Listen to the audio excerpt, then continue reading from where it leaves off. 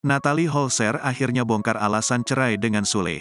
Artis Natalie Holzer akhirnya membongkar sedikit demi sedikit alasannya cerai dengan komedian Sule setelah lama bungkam.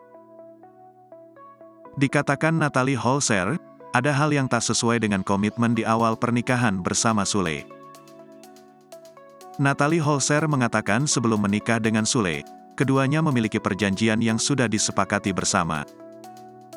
Di tengah pernikahan, Sule ternyata tidak menepati janjinya hingga membuat Natalie Holzer mantap memutuskan untuk bercerai.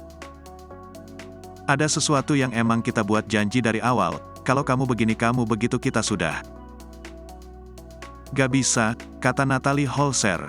Kendati demikian, Natalie Holzer menganggap hal tersebut sudah menjadi masa lalunya.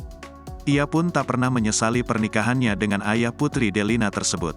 Natalie Holzer rupanya bulat dan sudah sepakat cerai dengan Sule.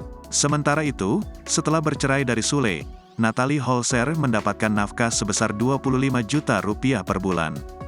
Diakui Natalie Holzer, terkait perkara besaran nafkah bukan dirinya yang meminta. Bahkan yang menentukan nominal tersebut ternyata adalah Sule sendiri. Rencana pernikahan Natalie Holzer dan Faris Utama, sampai juga di telinga Sule. Sule pun lantas menyoroti nasib anaknya, Baby Atzam jika Natalie Holzer menikah lagi. Menurut Sule, ada rasa khawatir, Baby Atzam akan bingung perkara siapa ayah kandungnya.